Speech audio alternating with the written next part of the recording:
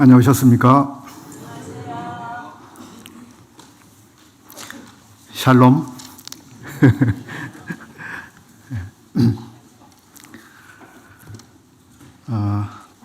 지난 주일까지 4개월에 걸쳐서 저는 오후 그룹 활동으로 성경 공부를 우리 성도님들과 함께 했습니다.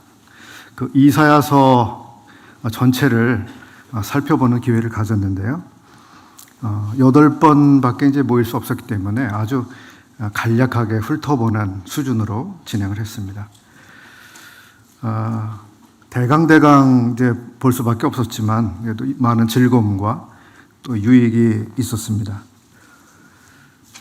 혼자서 66장까지 되는 이 긴 책을 공부한다는 것은 엄두를 내기 어려운데 또 우리 함께 하시는 성도들이 계셔서 지속이 됐고 또 교회적으로 오후에 이렇게 시간을 또 마련해서 할 수 있어서 참 좋은 기회가 됐습니다. 8번에 걸쳐서 이사야서 성경 공부를 함께 했는데 오늘 그 전체 리뷰를 한번 했으면 하고 생각하고 있습니다.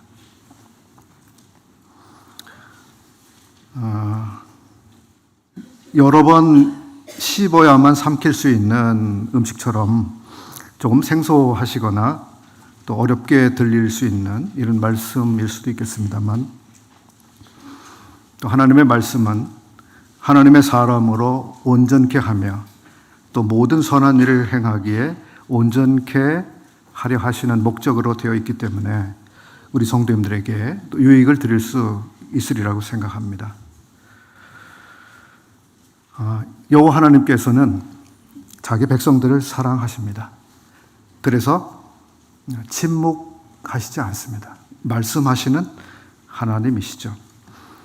하나님은 늘 말씀해 오셨고 그 말씀하시는 수단으로 선지자들을 사용해 오셨습니다. 선지자들을 통해서 그 당시에 그 짐승들, 제국 앞에서 하나님의 백성들에게 용기를 주고자 하셨습니다. 또 믿음을 새롭게 하고자 하셨습니다. 그리고 소망을 하나님께 두도록 시야를 교정하시는, 눈을 계속 밝혀주시는 그런 일을 하셨습니다. 때로 하나님께서는 백성들의 삶과 행동에 변화를 요구하시는, 그러면서 회개를 촉구하시는 거룩한 삶을 제시하셨습니다. 무엇보다 하나님은 자기 백성들을 사랑하고 계시고 그들을 큰 긍휼로 대하고 계시다 하는 사실을 거듭 밝혀오셨습니다. 이사야서 53장 많은 성도님들이 떠올리실 텐데요. 선지자가 거기서 기록을 한 것처럼 우리 모두는 양 같아서 그릇 행하여 각기 제 길로 갔다라고 하는 기록을 봅니다. 우리에게 있는 죄의 실제를 인정하지 않을 수 없는 것이죠. 우리 모두는 그렇다는 것입니다. 그러나 거기서 끝이 아니라 인간에게 소망이 있습니다. 바로 뒤에 나오고 있죠. 여호와께서는 우리 무리의 죄악을 그에게 담당시키셨다. 만약 이 뒷부분이 없다면 인류의 역사, 인간의 운명은 어떻게 될 것인가? 우리가 모두 각기 제 길로 가서 죄인이 됐다라고 하는 사실로 끝나버린다면 이런 것은 마치 신약에서 사도 바울이 로마서 6장에서 말씀하신 것과 비슷합니다. 죄의 삭은 사망이요 라고 하는 아주 무서운 선언을 그가 하는 것입니다. 그리고 거기서 끝나는 것이 아닙니다. 하나님의 은사는 이라고 이어지고 있는 것입니다. 하나님의 은사는 그리스도 예수, 우리 주 안에 있는 영생이니라. 만약 이 뒷부분이 없다면 어떻게 할까요? 하나님께서 이 세상의 죄의 삭에 대해서만 말씀하시고 하나님의 은사를 하나님이 갖고 계시지 않는다면 아마 우리는 암담하고 절망스럽겠죠. 우리에겐 아무런 소망이 없다. 그저 이렇게 죄를 짓다가 죄인으로 살다가 죄인으로 죽고 영원히 죄인으로 남는 길밖에 없다. 이사야는 몇 가지 특별한 주제들을 조명해 주고 있습니다. 그가 주목한 주제 가운데 하나는 바로 평화라고 하는 주제입니다. 평화, 평안, 평강. 이사야 선지자는 주님의 초림 전 740년부터 680년까지 아주 긴 기간입니다. 40년 동안 예언 사역을 했습니다.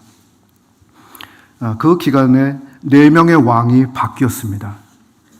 우시야, 요담, 아하스, 그리고 히스기야라고 하는 왕들이 그의 시대의 통치자들이었습니다.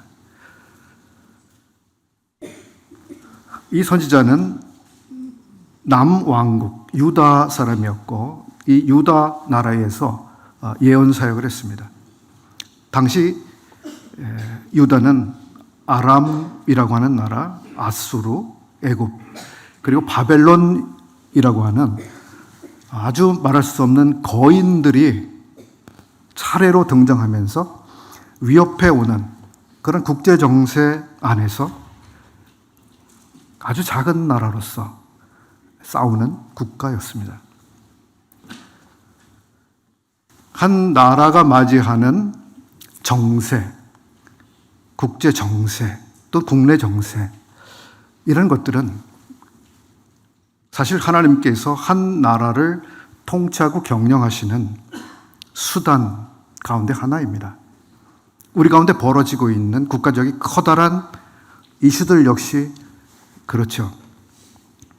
이러한 이슈들을 통해서 이 나라의 사람들을 향해서 하나님이 말씀하고 계시고 또 이 나라를 통치하고 계신 것이죠. 유다라고 하는 이 나라는 하나님이 세우신 건국 목표에서 아주 미달되는 수준에 있었습니다. 20명의 왕들이 왕좌에 오르고 왕위에서 내려오고 죽음을 맞이하는 일들이 지나갔습니다. 20명의 왕들. 그렇게 왕들이 오르고 내려가는 일들이 계속되면서 거룩한 나라와 하나님의 소유된 백성으로서 그들은 하나님의 영광을 열국에 드러내게 되는 그 사명, 하나님의 계획에 계속 실패했습니다. 이사야서 1장을 한번 열어보시겠습니다.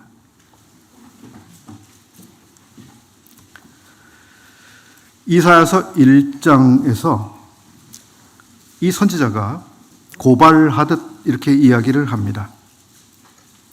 소는 그 임자를 알고 나귀는 주인의 구유를 알건만은 이스라엘은 알지 못하고 나의 백성은 깨닫지 못하는도다.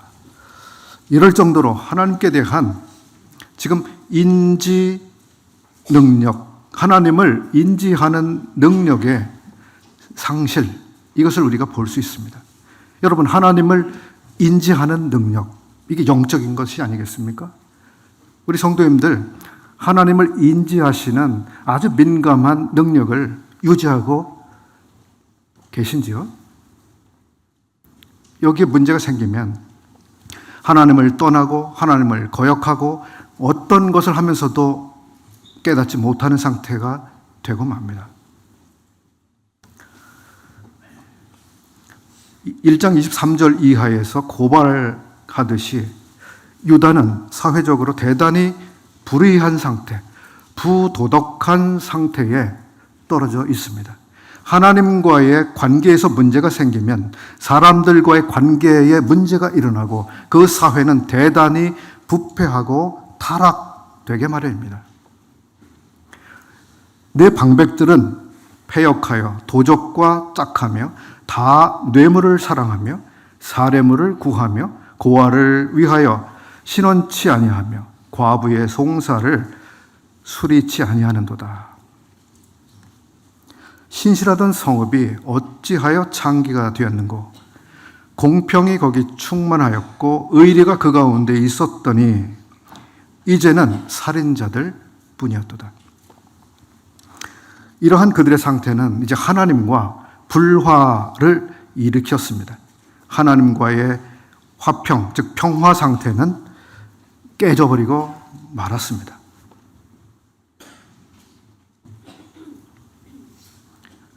24절 읽겠습니다. 그러므로 주 만군의 여호와 이스라엘의 전능자가 말씀하시되 슬프다. 내가 장차 내 대적에게 보응하여 내 마음을 편케 하겠고 내 원수에게 보수하겠으며. 여러분, 자기가 사랑하는 백성들 유다를 향해서 지금 내 대적이라고 말씀하고 계신 겁니다. 내 대적, 내 원수, 내가 보응해야 하고 내가 보복해야 되는 대상으로 보고 계신 이런 상태가 되고 말았습니다. 심각합니다.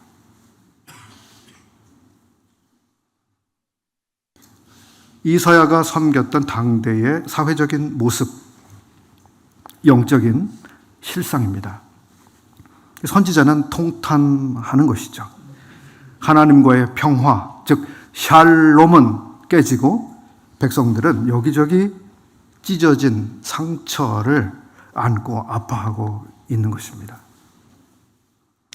1장 5절 읽어보겠습니다. 너희 온 머리는 병들었고 온 마음은 피곤하였으며 발바닥에서 머리까지 성한 곳이 없이 상한 것과 터진 것과 새로 맞은 흔적뿐이오늘 그것을 짜며 싸매며 기름으로 유하게 함을 받지 못하였도다. 이런 절망스러운 상황에 대한 답이 무엇일까요? 잘못한 만큼 매를 다 맞으면 되는 것일까요? 매값을 다 채우면 되나요? 이사야서 53장에서 우리는 하나님의 은혜스러운 수단을 보게 되는 것이죠. 그가 찔림은 우리의 허물을 인하며 그가 상함은 우리의 죄악을 인함이라. 그가 징계를 받음으로 우리가 평화를 누리고 그가 채찍에 맞음으로 우리가 나음을 입었도다. 징계를 받고 채찍에 맞는 우리를 대신해서 그렇게 하나님의 종이 그렇게 하심으로써 백성들에게 찾아오는 평화, 찾아오는 치유, 회복이 여기 나타나고 있습니다.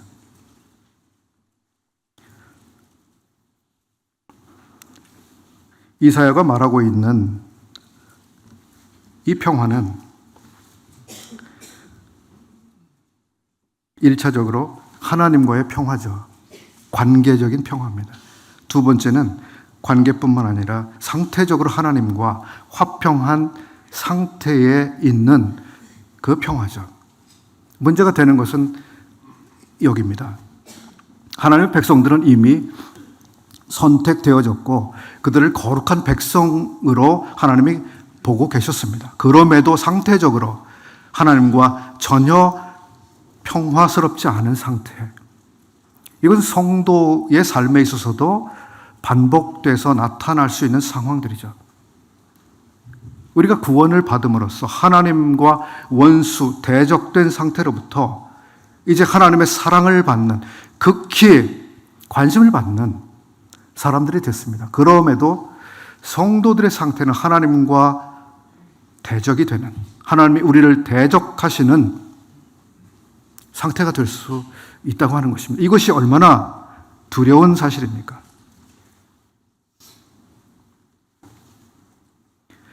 53장 8절 그가 곤욕과 신문을 당하고 끌려갔으니 그 세대 중에 누가 생각하기를 그가 산 자의 땅에서 끊어지면 마땅히 형벌받을 내 백성의 허물을 인함이라 하였으려. 하나님의 치유책, 하나님의 처방은 사람들이 미처 생각하지 못한 놀라운 방법이었습니다. 그가 곤욕과 신문을 당하는, 그가 끌려가는, 그리고 그가 산자의 땅에서 끊어지는 이러한 방법으로 자기 백성들을 치유하시고 회복시키실 것이라고 하는 이 방법을 사람 누가 생각할 수 있었겠는가? 이것이 하나님의 지혜였습니다. 사람들은 하나님의 이러한 생각을 읽지 못했습니다. 그런데 하나님의 생각은 확고했습니다. 그로 상함을 받게 하시기를 원하사 질고를 당케 하셨은즉 내 뜻은 분명해. 내가 할 것은 이것이야. 난 그렇게 할 거야.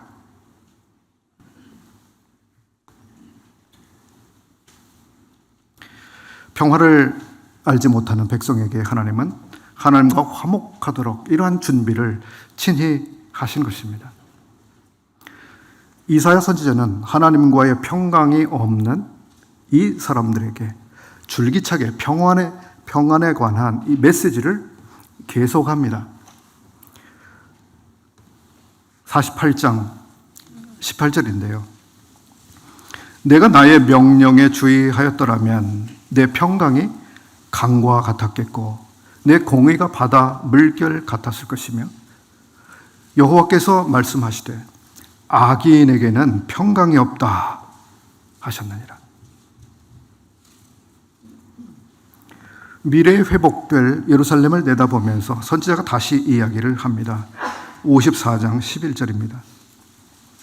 너 곤고하며 광풍에 요동하여 안위를 받지 못한 자여, 보라 내가 화려한 채색으로 내 돌 사이에 더하며 청옥으로 내 기초를 쌓으며 홍보석으로 내 성벽을 지으며 성류석으로 내 성문을 만들고 내 지경을 다 보석으로 꾸밀 것이며 내 모든 자녀는 여호와의 교훈을 받을 것이니 내 자녀에게는 큰 평안이 있을 것이며. 미래의 예루살렘, 얼마나 놀라운 평안이 있을 것인지. 그러면서 경고도 계속해 나갑니다. 57장 19절인데요. 입술의 열매를 창조하는 자 여호와가 말하노라. 먼 데 있는 자에게든지, 이것은 이방인들을 말한다고 보여집니다. 이방인을 이야기하고 또 가까운 데 있는 자에게든지, 이건 유대인들이죠. 평강이 있을지어다. 평강이 있을지어다. 내가 그를 고치리라 하셨느니라. 그러나 악인은 평온함을 얻지 못하고 그 물이 진흙과 더러운 것을 늘 솟구쳐내는 요동하는 바다와 같으니라. 내 하나님 말씀에 악인에게는 평강이 없다 하셨느니라.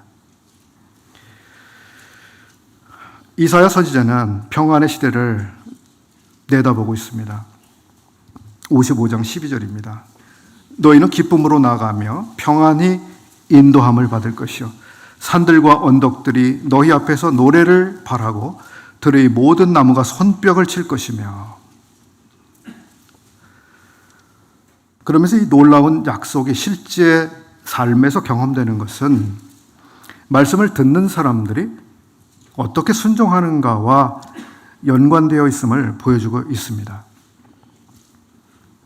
그게 55장 7절에서 나오고 있습니다. 악인은 그 길을, 불의한 자는 그의 생각을 버리고 여호와께로 돌아오라. 그리하면 그가 긍휼히 여기시리라. 우리 하나님께 돌아오라. 그가 너그럽게 용서하시리라. 이 구절은 우리가 복음을 전할 때 많이 사용하는 구절이죠. 여러분, 돌아오십시오. 여러분의 길을, 여러분의 생각을 버리고 돌아오십시오라고 초청을 하죠. 이 구절은 비단 그런 전도용으로만 쓰여지는 것이 아니라 하나님의 백성들을 향해서 1차적으로 주셨던 말씀입니다. 평안을 얻으려면, 평강을 회복하려면 어떻게 해야 되는지, 악한 사람은 그의 길을 버려야 한다 말씀합니다. 뭔가 행동하고 있는 것, 뭔가 살아가고 있는 것, 뭔가를 영위하고 있는 것을 중단하고 버려야 한다는 것입니다. 불의한 자는 그의 생각을 버리고 우리의 행위뿐만 아니라 우리의 생각, 우리의 계획, 우리의 마음을 살펴서 하나님을 거스리고 있는 그 마음을 버리는,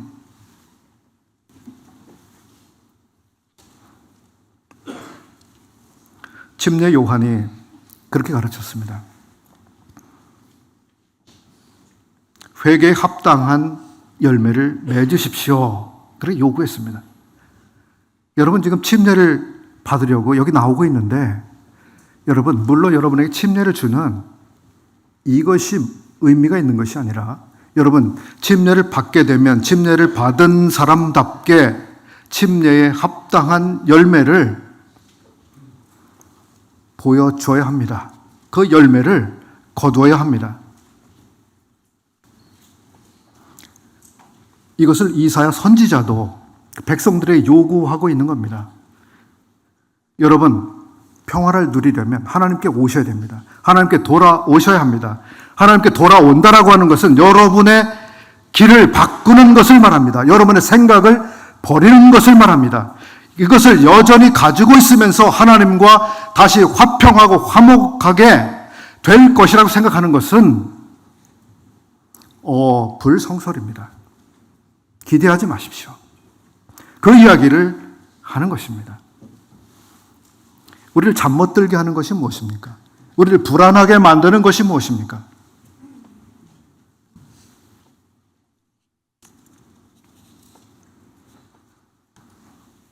이사야 선지자는 하나님의 평강에 대해서 이야기를 합니다. 하나님이 주실 평강. 또 평강의 하나님에 대해서도 이야기를 하고 있습니다. 하나님은 평강의 하나님입니다. 이것은 사도 바울이 빌립보서에서 가르쳤던 내용과 같은 것입니다. 빌립보서 4장 9절인데요. 너희는 내게 배우고 받고 듣고 본 바를 행하라. 그리하면 평강의 하나님이 너희와 함께 계시리라. 평강의 하나님이 여러분과 함께 해주시기를 원한다면 행해야 한다고 하는 것입니다. 행해야 한다고. 내게 배우고 받고 듣고 본 그것을 따라서 여러분 그렇게 살아가십시오.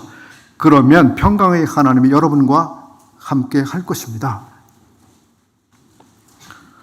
두 번째, 이사야 선지자가 주목했던 주제는 무엇일까요? 선지자들은 꿈을 꾸는 사람들이었습니다. 꿈꾸는 사람들. 그들은 미래에 대한 꿈을 가지고 있었습니다. 여러분 꿈을 가지고 계십니까? 많은 이들이 가진 꿈은 무엇일까요? 사람들이 보통 갖고 있는 꿈은 자신들이 뭔가 노력해서 이룩하려고 하는 그런 의미의 꿈일 것입니다.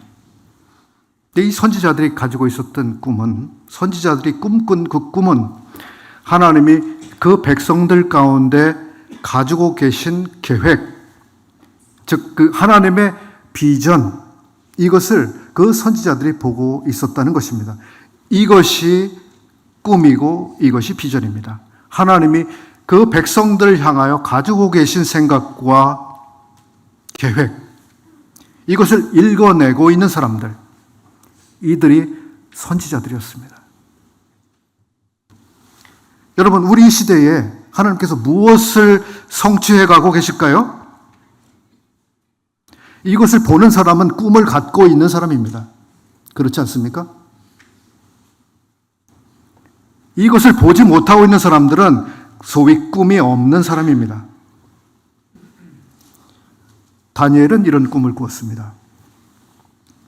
영원히 멸망하지 않는 나라, 하나님이 세우시는 그 나라를 꿈꾸었습니다. 그 나라가 임하기 전에 이 땅에는 짐승들의 나라가 일어나고 무너지는 일들이 반복됩니다. 사자가 일어납니다. 끝납니다. 고음이 생깁니다. 끝납니다. 그 다음에 표범이 달려듭니다. 먹어치웁니다. 그러나 끝납니다. 그 다음에 사납고 무서운 10개의 뿔을 가지고 있는 짐승이 일어납니다. 그 제국도 끝이 납니다. 이 모든 제국들은 어마어마한 두려운 존재들이었지만 반드시 끝이 납니다. 끝나지 않는 나라는 하나님의 나라뿐입니다. 다니엘은 그 나라를 꿈꾸었습니다. 에스겔은 꿈을 가지고 있었습니다. 부패하고 죄로 타락한 예루살렘 성전, 그리고 예루살렘 도시, 이것이 완전히 허물어지고 다시 하나님께서 세우실 영광스러운 미래의 성전, 그리고 미래의 예루살렘 도시, 이것을 여호와 삼마 이렇게 표현합니다. 여호와 하나님께서 우리들 가운데 계신다 하는 것이죠. 여호와께서 다시는 이 백성을 버리지 아니하시고 이 성을 떠나지 않으시는 새로운 성전, 새로운 예루살렘, 이 미래를 에스겔이 꿈꾸었습니다. 예레미야 선지자는 무슨 꿈을 꾸었을까요? 이미 70년 동안 옥에 갇힌 수감자 생활을 하고 있는 유다 사람들. 그러나 하나님께서 그들을 곧 돌아오게 하시리라고 하는 그 꿈을 그가 가지고 있었습니다. 70년 만에 이루어지리라. 그리고 그는 또 다른 꿈을 꾸었는데요. 하나님께서는 모세를 통해서 하나님의 백성들과 언약을 체결하셨습니다. 돌에 하나님의 계명을 다 새겨넣게 하셨습니다. 자, 이 계명대로 하나님과 백성들 사이에 언약이 체결됐음을 선포합니다 하고 계약이 체결됐습니다. 근데 예레미야 선지자는 이 언약 말고 또 다른 약속을 그가 꿈꾸었습니다. 그것을 일컬어서 우리가 새 언약이라고 이야기합니다. 이 새롭게 하나님이 백성들과 세우실 언약은 사람들의 마음속에 새겨질 언약이다. 그리고 이 언약이 체결되면 영원히 변하지 않는 언약으로 나의 백성들을 돌보게 될 것이다. 이 언약에 의해서 나의 백성들은 하나님의 말씀을 신실하게 지킬 것이다. 이것을 이 선지자가 내다봤습니다. 예레미야 선지자는 애통해야 하는 선지자였습니다.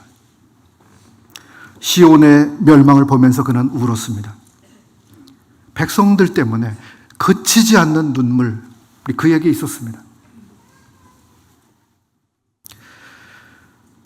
우리들 가운데 그런 성도들이 계실 겁니다. 나라를 위해서, 또 하나님의 가족들을 위해서, 또 믿지 않는 사람들 때문에 눈물을 흘리면서 기도하는 분들이 계실 겁니다. 애통해 하는 자는 복이 있나니 주님 말씀하셨습니다. 그들이 위로를 받을 것이며. 예레미야 선지자는 애통하는 선지자였습니다. 정말 그 백성들 때문에 가슴이 찢어지는, 그리고 그는 위로를 받았습니다. 이 백성들을 내가 다시 돌볼 것이다. 요엘이라고 하는 선지자가 있었습니다. 아주 유명한 2장 28절 이런 구절입니다. 그 후에 내가 내 영을 만민에게 부어주리니 너희 자녀들이 장래일을 말할 것이며 너희 늙은이는 꿈을 꾸며 너희 젊은이는 이상을 볼 것이며. 만민에게 부어주시는 영. 그래서 자녀들이 장래일을 이야기하고 늙은 사람들이 꿈을 꾸고 젊은이들이 이상을 보게 될 거라고 말합니다. 저는 젊은 사람들이 꿈을 꾸게 되는 이 놀라운 일에 대해서 많은 분들이 젊은이들을 격려하기 위해서 이 구절을 사용하는 말씀을 듣습니다만은, 저는 여기 노인들도 동일하게 말씀하고 있는 것에 주목합니다. 늙었다고 꿈이 없습니까? 늙은 사람도 꿈을 꿉니다. 여기 노성자님들 꿈을 꾸지 않으십니까? 꿈을 꾸셔야죠. 꿈이 있습니다. 노인도 꿈이 있습니다. 그렇지 않습니까? 하나님 안에서는 늙은 사람이나 젊은 사람이나 꿈을 꾸게 될 거라고 말씀하고 있습니다. 여러분, 아무리 나이가 드셔도 꿈을 갖고 있는 것이 하나님의 사람들입니다. 그럼 무슨 꿈을 꾸는 겁니까? 젊은 사람들과 노인이 다 같은 꿈을 꾸어요. 무슨 꿈을 꾸는 겁니까?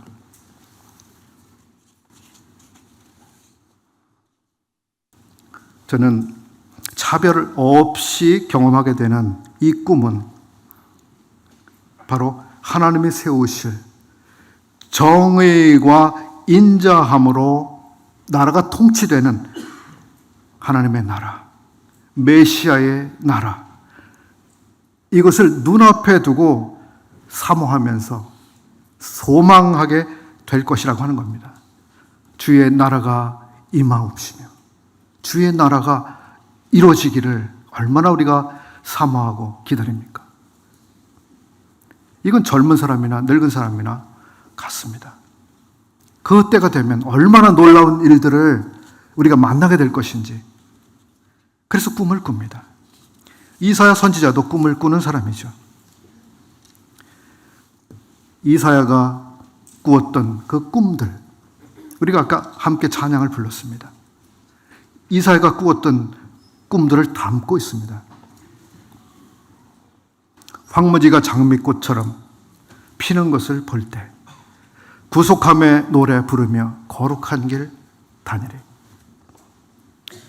거기 거룩한 그 길에 검은 구름 없으니 낮과 같이 맑고 밝은 거룩한 길 다니리. 얼마나 놀랍고 좋은 꿈입니까? 황무지가 꽃이 피어나듯이 피어난다고 합니다. 여러분, 황무지가 무엇입니까? 우리가 생명이 자라지 못하고 생명이 살아남지 못하고 생명이 더 늘어나지 못하는 그 땅, 삭막한 것, 꿈이 없는 것, 황무지라고 이야기하죠. 근데 거기에 꽃이 핍니다. 꽃이 핀다고 하는 건 무엇입니까? 암울하고 적막하던 곳에 아름다운 것이 가득 차는, 향기로 가득 채워지는, 생명으로 약동하는.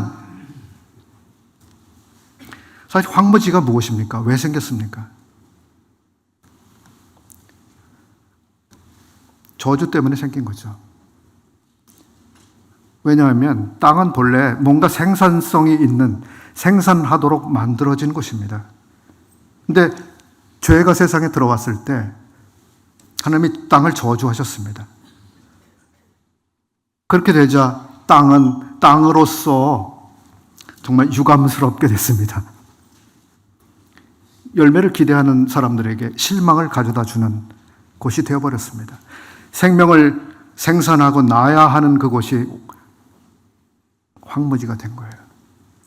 이게 황무지입니다. 죄를 뚜렷이 보여주는 것, 하나님의 저주가 어떻게 나타나는지를 우리 시야에 그대로 보여주는 것, 이게 황무지죠. 이 황무지가 바뀌는 거예요. 주님의 때가 오면 다시 하나님이 창조하셨던 그 때처럼.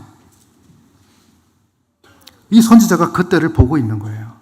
황무지가 장미꽃같이 피는 것을 보게 되는 그날. 2절, 하나님의 아름다움과 그의 영광 볼 때에 모든 괴로움 잊어버리고 거룩한 길 다니리. 우리가 괴로움이라고 하는 모든 피조물들의 탄식, 사람의 탄식은 말할 것도 없습니다. 사람은 탄식하면서 살아갑니다. 인생은 고생을 위해서 태어났다고 하죠. 인생의 자랑은 수고와 슬픔뿐이라고 누군가 말을 했죠. 이게 인생이고 인간입니다. 그러나 모든 괴로움을 잊어버리게 되는 그 날을 이 선지자가 꿈꾸고 있는 것이었습니다. 4절, 거기 악한 짐승 없으니 두려울 것 없겠네. 평안함과 즐거움으로 거룩한 길 다니리. 이사야서는 어린아이들이 뱀을 잡고 뭐죠? 사자굴에 손을 넣나요? 사자와 어린 양이 함께 뛰논다고 하나요? 사실 이 동물들 사이의 긴장 관계, 소위 약육 강식이라고 하는 이러한 사슬이 만들어진 게 죄의 결과 때문 아닙니까? 왜 약자가 강자한테 잡아먹혀야 합니까? 그리고 약자는 왜 잡아먹힐 것에 대한 두려움 속에 살아갑니까? 아니, 강자라고 해서 왜 약자를 잡아먹지 않으면 생존하지 못합니까? 참 이상한 질서가 이 세상에 있는 거죠. 비참한 질서입니다. 비정상입니다. 이 비정상이 왜 들어와 있습니까? 죄 때문이죠. 이 질서가 완전히 다시 원래대로 회복이 되면 이런 긴장이 없어지는 겁니까? 없어지는 거죠. 아무리 힘이 세고 무섭게 생긴 짐승이라 할지라도 약한 짐승을 잡아먹어야 생존을 계속할 수 있는 그러한 생존 방식은 더 이상 필요 없어지는 거예요. 저희 집에 고양이가 있는데요. 언제 말씀드렸나요? 몇 년을 같이 살았어요. 그럼에도 불구하고 고양이에게 제가 가까이 가면 화들짝 놀라서 몸을 숨깁니다. 왜 그럴까요? 이 사람이 자기를 어떻게 할까 봐 두려워하는 거죠. 비둘기들이 먹이를 주워 먹고 있는데 제가 가까이 갑니다. 그러면 그냥 놀라서 날갯짓을 하면서 날아갑니다. 왜 그럴까요? 두려워하기 때문입니다. 자기를 보호하지 않으면 안 되는 아주 비참한 실상. 근데 이 선지자가 꿈을 꾸는 겁니다. 거기 악한 짐승은 이제 없다. 악한 짐승이 없으면 다 선한 짐승만 남는 거죠. 착한 짐승들. 짐승들이 착해지는 겁니다. 이사야 선지자가 꿈꾸며 노래한 것 가운데 이러한 황무지가 장미꽃처럼 피어나는 이러한 꿈 외에도 이러한 회복을 바라본 것 외에도 이 선지자는 또 다른 회복들을 바라보고 있었습니다. 그것은 시온의 영광이 다시 빛나는 그것을 그가 꿈꿨습니다. 시온의 영광. 여러분, 시온의 영광이 어떤 영광인지 아시나요? 시온의 영광은 모든 세계, 이 지구에 존재하는 모든 나라들 가운데 중심이 되는 영광입니다. 거기는 하나님이 그곳에 계시다고 하는 그 영광입니다. 다른 모든 땅들과 달리 그 땅만큼은 하나님이 가장 관심을 두고 그들 가운데 행하시고 그들 가운데 예배를 받으시는 유일한 장소, 그게 시온입니다.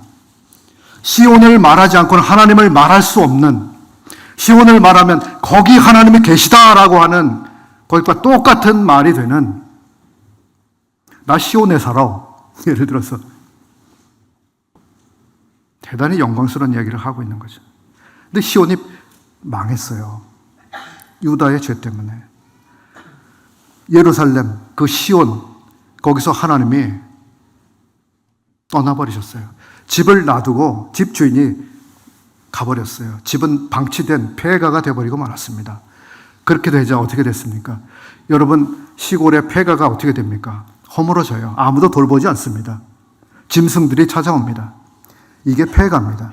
시온이 그 상태가 된 거예요. 하나님이 돌보지 않는 상태.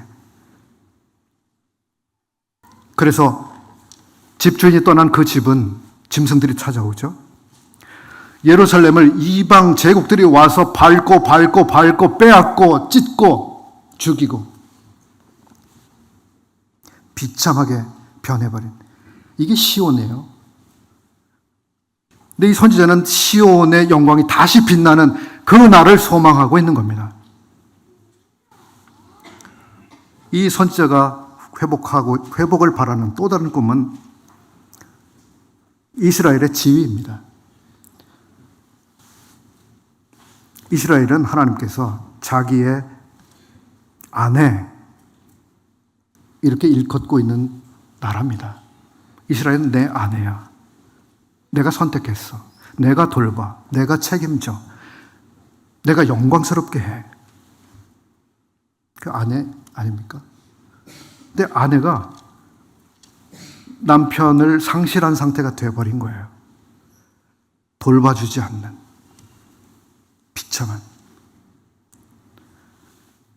근데 이사야 선지자는 이스라엘이 아내의 위치와 지위를 다시 회복하게 되는 그날을 꿈꾸고 있는 겁니다. 그래서 이사야서에는 이 몇 개의 아주 중요한 노래들이 나오거든요. 12장에는 구속의 노래가 나옵니다. 35장에는 광야가 꽃처럼 피어나는 노래가 나옵니다. 54장에는 이 회복한 아내의 노래가 나옵니다. 시간이 되시면 나중에 한번 보시고요. 그렇습니다. 이사야 선지자는 바로 꿈을 가지고 있었고 꿈을 꾸는 사람이었습니다.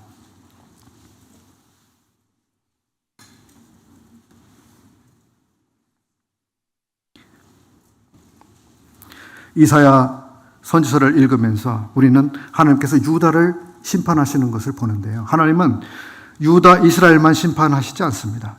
모든 나라들을 차례차례 다 심판합니다. 아수르, 모압, 바벨론, 다메섹, 에돔, 두로, 모든 나라들이 다 심판을 받아요. 심판을 받지 않을 나라가 존재할까요? 존재하지 않습니다. 왜인 줄 아십니까? 어떤 나라도 하나님의 심판을 받지 않을 만큼 의로운 나라가 없기 때문입니다. 모든 사람이 죄를 범하였으면 하나님의 영광에 이르지 못해서 모든 사람에게 심판이 임하는 것처럼 모든 나라도 의롭지 않기 때문에 하나님의 심판을 받지 않을 나라가 없습니다. 근데 이 심판이 대단히 무섭고 두려운 것으로 우리가 인식을 하는데 사실 이 심판은 불가피합니다. 의롭지 않기 때문에 심판을 받아야 하지만 하나님은 이 심판을 통해서 뭔가를 완성하시거든요. 무엇인지 아세요? 불의한 모든 나라들을 심판하신 다음에 의로운 나라를 세우시는 거예요. 의로운 나라를 세우시기 위해서 불의한 나라들은 심판을 받아야 하는 겁니다. 이게 이사야서나 선지서들을 통해서 우리가 심판을 통해 볼 수 있는 그림들입니다. 여러분, 나라들이 심판을 받는데 그게 끝이 아닙니다. 하나님의 완전하신 나라.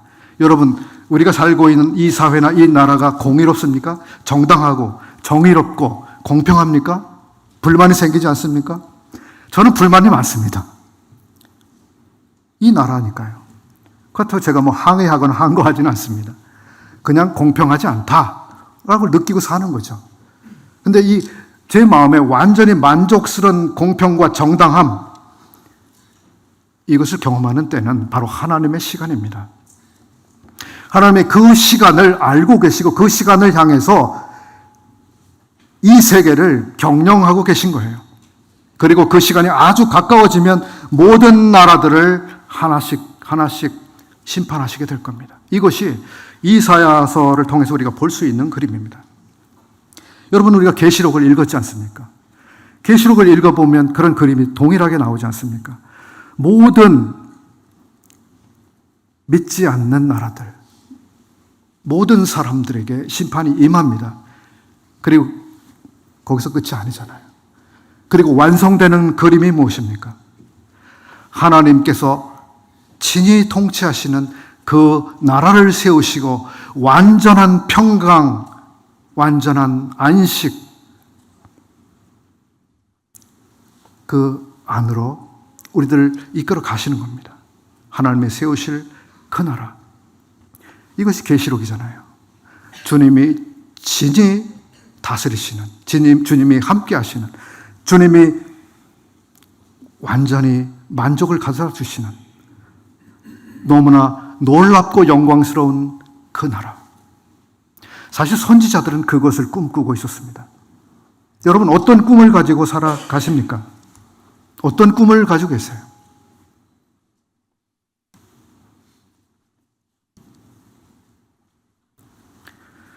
우리의 시야, 우리의 시선.